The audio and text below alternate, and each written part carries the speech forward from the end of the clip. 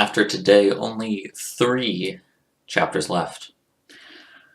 Oh, the last 2 are probably going to each be an hour long because they're just so goddamn long. Okay. I'm back. I'm not dead. Even though you probably thought I was, because I don't upload ever because laziness. Anyways, let's just get into it. I'm telling you, I'd break his legs if you told me to, Demon said, while sitting next to Yang in her dorm. Yeah, but I don't want you filed for animal abuse, Yang joked, lightening the mood for everyone. Ruby, Juniper, Drisk, and the Angels were all sitting around in Ruby's dorm and consoling Yang in any way they could. Yeah, break his legs, Nora cheered, laughing once again, going around the room. They were just about to continue when they were interrupted by a knock on the door. Kira jumped up and opened it to find Ozpin standing outside with a coffee mug in his hand. Why, hello, Mr. Rack. It's nice to see that Miss Xiaolong is getting so much support, but I must say she will have to make a speedy recovery if she wishes to partake in the final tournament tomorrow.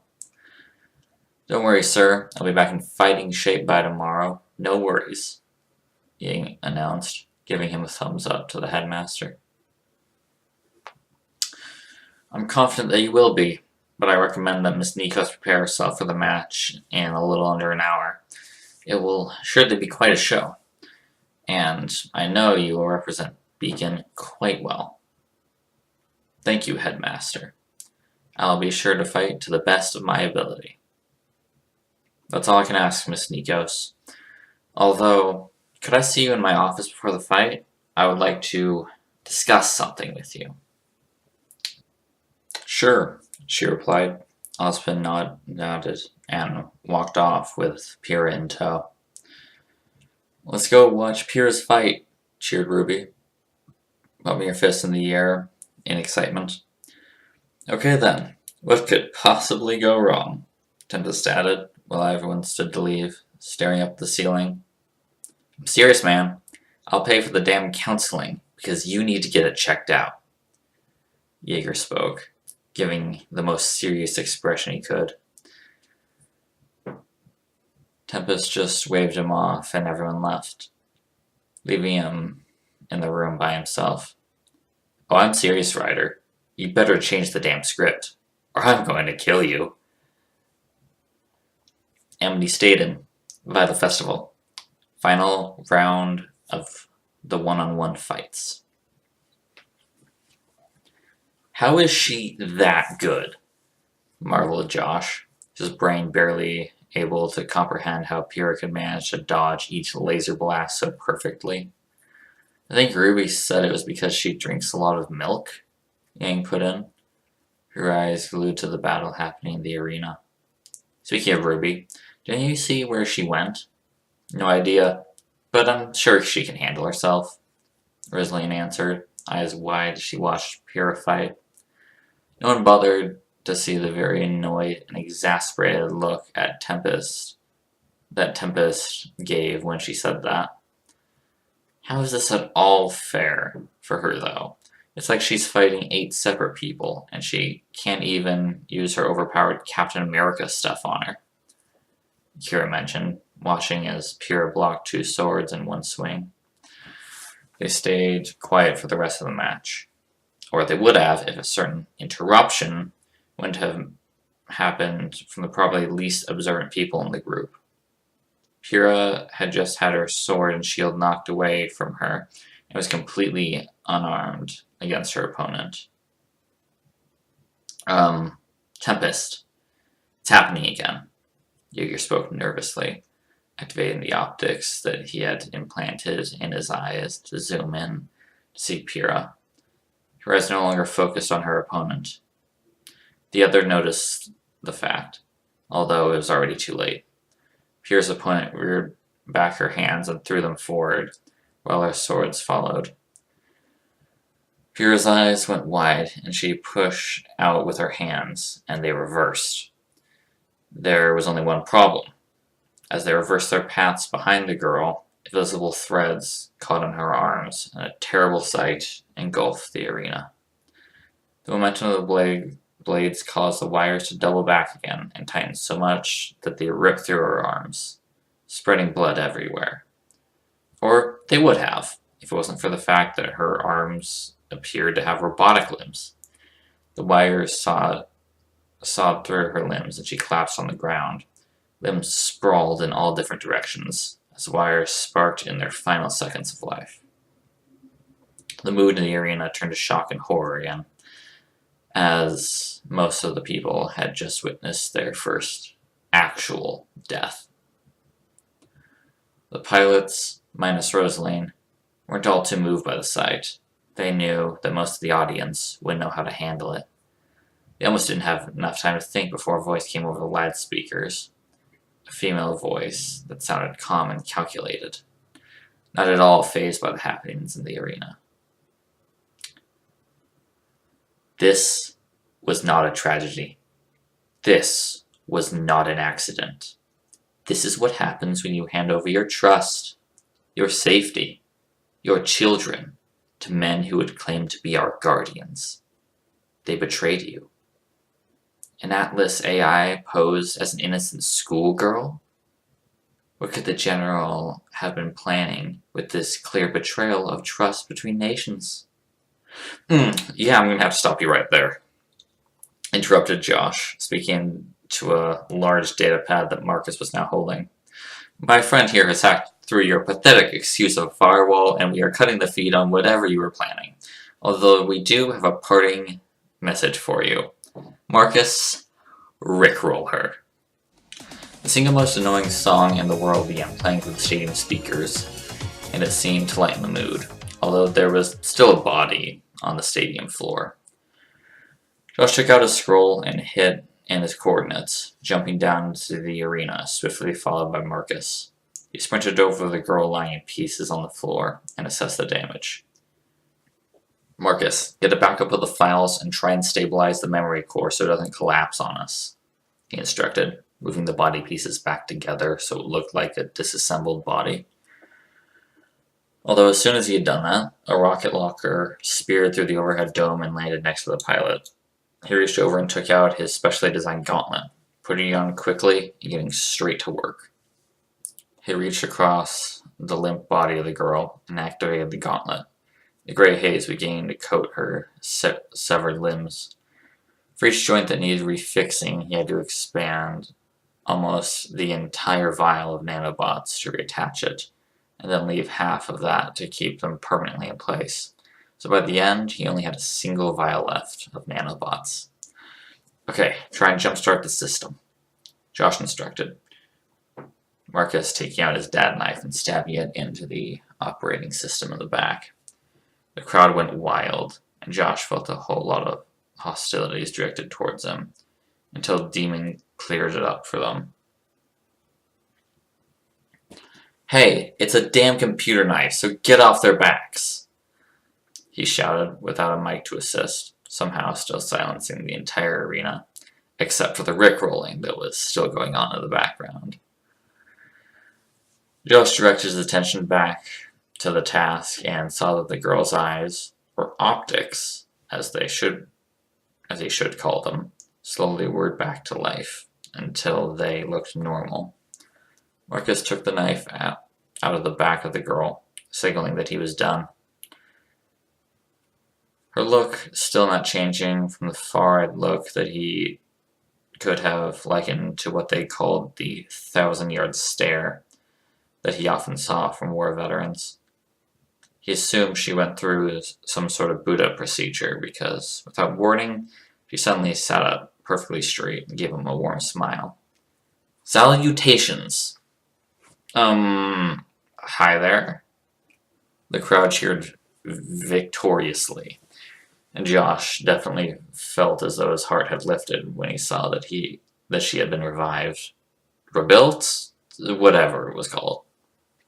A few of the Atlas operatives came onto the stage and took care of the girl, walking her off to the side of the stage and leaving just Josh, Marcus, and Pyrrha. The invincible girl was collapsed on her knees and was crying into her palms with shaking shoulders. Surprisingly, it was Marcus that went over to comfort the crying teen. "Do not fret, young one. We were all like this when we had our first kill. You should think of yourself as being lucky that you didn't have the usual side effects," spoke the scientist, knowing that she wouldn't handle this much less level-headed if there was blood spraying across the arena. "Be consoled that she is alive and well, so that you can fight another day, knowing you didn't end another's life." "But I killed her. I didn't mean to. There was just so many swords," she cried, spilling tears into her palms. "I believe you may have befallen the same fate as Miss Xiaolong, meaning that you played no part in the happenings of a few minutes ago." "Are you saying that what I saw was just an illusion?" choked out Pyrrha, looking out from her crying. "I suspect so. Don't worry about this incident. It'll be cleared up soon, and we'll be far behind us tomorrow." Marcus would have continued to try and calm her down if it wasn't for his motion sensor going off the charts. He looked down and groaned loudly, that even Josh heard him from a few meters away. He popped up his head like a meerkat, because he knew that sound anywhere. The sound of someone realizing just how screwed they were. "Tango's inbound," he shouted, just as a Nevermore crashed into the top of the stadium and the air raid sirens went off. As everyone panicked, it was the pilots who responded first. Demon smiled for the first time in ages and pulled up his HUD, activating his Titan OS, punching in the coordinates for his weapons locker. "Squad, form up on me," he instructed, using his parkour kit to land next to Marcus. Within a moment, Kira and Rosling were down there, helping to protect Pyrrha, while Tempest and Jaeger were over with Josh protecting Penny. "How bad does it look?" Demon asked Marcus, while he eyed off the massive Nevermore that was bashing on the shields, taking out his knife that he had on him at all times. "Well, we're outnumbered 3-1, Marcus explained, not exactly sounding confident. "Then it is a fair fight," announced Demon, just as the Nevermore broke through the barrier and smashed into the arena floor. "And this is why I wear armor every second of my life." He was about to think of a plan of attack when it was presented to him in the form of a notification on his HUD. He smiled casually and walked forward a couple of paces, and stopped, putting out his hand and flipping the bird at the Nevermore. He wasn't exactly sure that the Grimm knew what he was doing, but he got the results he was looking for. A very angry screech, and the bird lumbering towards him. He held up his left arm, and with 5 fingers he slowly began to count down, until he formed a fist, and about 30 rocket-propelled launchers smashed into the thing's back and pinned it to the ground. Demon casually walking right up to the Nevermore, and took out his wingman, firing up the entire clip into its head, then another, and another after that, just to make sure. "That's for screwing up a warm and fuzzy moment," explained Demon as he kicked it one more time just to make sure, turning to see just about every student giving him a weird look. "What? Overkill much?" Kira commented as she went forward and took her sniper rifle / Kopesh, sliding the bullet back to chamber around from the clip that was already in the slot. "Gear up, people. We have an academy to save." Josh spoke up over the din of the panicking audience, retrieving his rifle sword as he did. "Okay, I have a plan," Demon started, taking out his weapon and feeding it in a chain of bullets and pulling back the slider. "We need the main defensive specialists. Anyone with shield or slow-moving attackers, stay back with the civilians and ensure they make it to safety. led by John. What? The boy nearly screamed, getting a pat on the back by Pyrrha to assure him that he wouldn't be alone. Second, we'll have an assault team focused on the quick disposal of any and all Grimm that are assaulting the campus, which will be led by Tempest, while everyone else will follow me. Any questions? Why am I the leader? John asked hesitantly. I'll let you figure that out for yourself. For now, get those civilians safety to the campus. We can't risk the airships all the way to Vale itself with the aerial pressure from the Nevermores and those other ones. Griffins? Those. Now, move, people! He shouted, hefting his chain gun and sprinting out of the stadium. Demon knew they'd handle it pretty well, but it was a matter of ensuring that the Atlas military didn't get in the way. Knowing the way the IMC operated, robots weren't exactly the most reliable of friends. Demon sprinted right to the edge and jumped off, slinging his chain gun over his back and taking out his knife. A few seconds after he jumped, a Nevermore flew past, and he stabbed his knife into its hide, catching and being pulled along with the bird. He pulled himself up and fired crapples onto the tips of its wings, using them as a sort of reins to direct the bird. It squawked in disapproval, but was quickly silenced when he stomped hard enough on its back to actually produce a cracking sound. Shut up, bird. Get me where I want to go, and I might just let you live. Back with John's group, he was struggling to get all the civilians in line, as most of them were scared, pissed, and evidently wanted to run away as fast as possible. So, come on, guys, just get in line. You can all leave. Everyone, get in line or I'll break your legs, Nora announced, making the entire audience stop talking immediately and line up in an orderly fashion in front of the struggling blonde. Thanks, Nora. Now, everyone, we'll be getting you to safety at the academy as soon as possible, but we need you to do everything we say, alright? He received nods from everyone and took a deep breath before continuing. We will take you in 2 batches. The first will follow Natalia, began John nervously, gesturing to the gun lancer, who now was armored, looking like a moving fortress. And the other will follow me. And we need you to be quick about it, or we risk losing someone, announced John, as he split the group into 2 with his arm and herded half of them onto the platform and began loading them into the awaiting airships. Pyrrha watched John in mute awe as John once again showed his not-so-useless side and commanded the civilians, smiling at just how much he had learned in his last year at Beacon. So what's the deal here? Came the prying voice of Josh. I don't know what you mean, she answered, almost too quickly.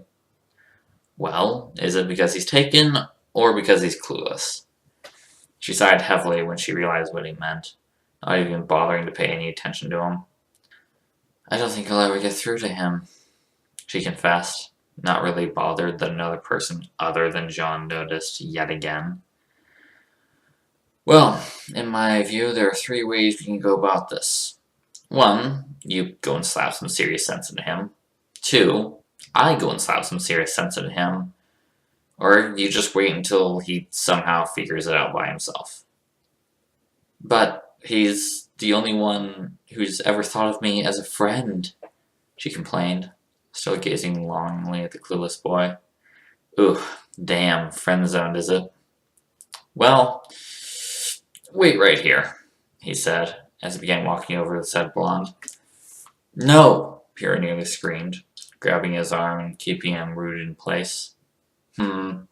So you don't want him to know, but you do. Make up your mind, woman. I just want him to figure it out for himself. He's had some serious confidence problems, she explained, sounding a bit sheepish when she mentioned it. Look, I speak from personal experience that leaving it till later is a very bad thing to do. How would you know? To put it simply, the person I liked died 2 days after I told her. To explain it would mean explaining the story of how I was forced to watch her burn alive in front of me.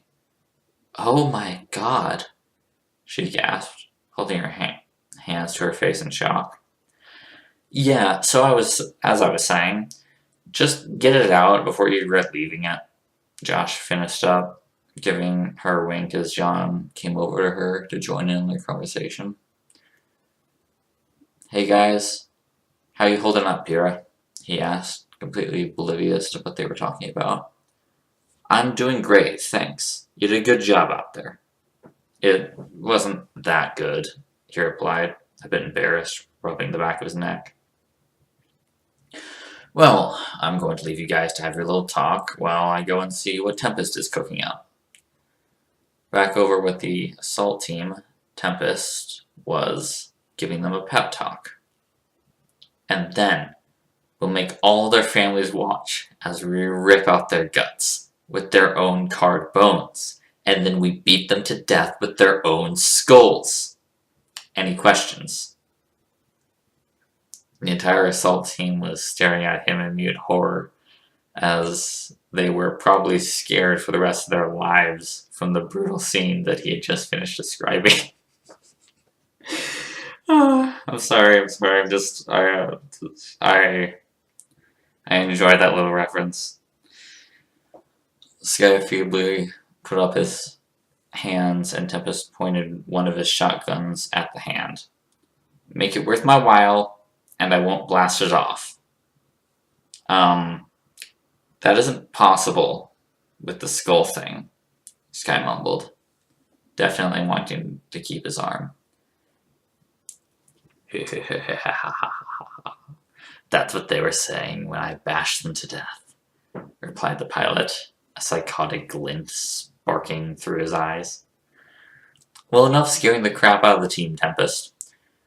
This is going to be their first deployment, so make it something Drop Master Rekka would be proud of, Josh interrupted, stopping the shotgunner's scary rant. You want a good one. Here we go. Listen up, ladies. We got at least 5,000 metric tons of ass that needs kicking.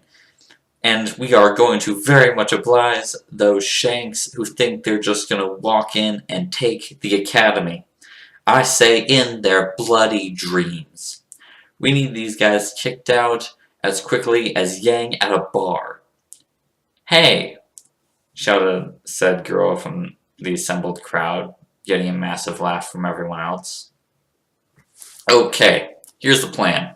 Shoot anything that looks vaguely like Cardin's mother, and you'll be good, Tempest explained, getting a death glare from the Winchester, as well as a massive damn from the crowd. Sorry, I just got a call from the Burns unit to a Mr. Cardin Winchester, Yeager said as he jumped up from seemingly nowhere. Where were you? Setting up traps, replied the sniper casually, pulling out his longbow DMR off his back and setting sights onto a few griffins, firing a single shot and breaking the wings of the four. Why would we need traps? Just as he said that, a massive Nevermore with bone-white scales tried to fly into the arena, only to stop at the top of the entrance as it was caught in a seemingly invisible wire and detonated several arc mines, which fired it and filled the arena with the smell that resembled cooked chicken. That is why, my good friend.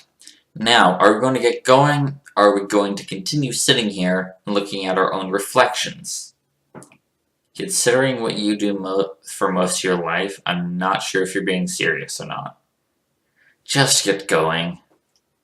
Okay then, everyone, move out, Tempest shouted again, getting everyone onto an awaiting airship, beginning the journey to Beacon. He made sure that everyone was okay, then used his parkour kit to get on top of the ship, and looked at the prize he was protecting, Beacon Academy. He stood there for most of the trip, not at all fazed by the Grimm that were flying around overhead. It really did help to have a very angry girl with a minigun on the ship after the Grimm decided to ruin her favorite shoe shop. He heard the familiar sounds of his girlfriend's shotgun shells and heard her heavy footsteps move up right next to him. "So, we got a plan of attack?" Danny asked him, cocking in Brasilica and looking as Nevermore's and Griffin's flew past without even batting an eye. "A plan of attack. Let me think," he replied, sounding like he was leading on to something. "Oh, don't you dare," Yang scolded, knowing exactly what he was going to say. "The plan of attack is attack!" Tempest shouted as he sported a massive grin, taking both his shotguns out and flipping them around in practice. He then looked straight up with a very sadistic grin on his face. "Oh, and Ryder, if you don't let me save her, then I'll make sure you won't be able to continue writing with the 2 broken hands you'll have." "Who are you talking to?" "Not talking, blackmailing," Tempest replied, not breaking contact with the invisible entity in the air. "And it damn well better work." Yang just ignored him and went below deck to check on the others, not noticing the leaf that floated past Tempest's vision, even in the high-speed winds. "If you are going to, there is a line, so please wait your turn." "And who's ahead of me?" "My stepmother, my brother, my server at McDonald's, my dog, my friend at school, and Death." "How'd you piss off Death?" "I didn't really piss him off. It's not that hard to get on his list of killings." "Well, okay then," Tempest accepted, aiming both his shotguns at Beacon. "It's time to save my waifu."